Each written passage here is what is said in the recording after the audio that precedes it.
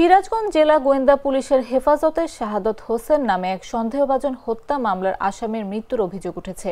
শুক্রবার বিকাল 3:30টার দিকে পুলিশ তাকে সিরাজগঞ্জে 250 শয্যা বিশিষ্ট জেনারেল হাসপাতালে নিয়ে গেলে দায়িত্বরত চিকিৎসক মৃত ঘোষণা করেন।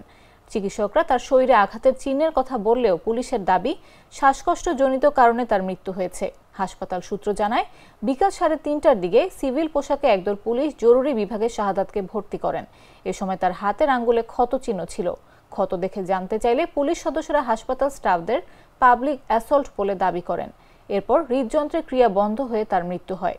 জরুরি বিভাগের চিকিৎসক হেমাদ্রি শেখর সাহার বলেন, ময়নাতদন্তের প্রতিবেদন ছাড়া এই মৃত্যুর কারণ নির্দিষ্ট করে বলা যাচ্ছে না। তবে মারপিটের ভয়ে হৃদযন্ত্রের ক্রিয়া বন্ধ হয়ে এ মৃত্যু হতে পারে বলে তার ধারণা।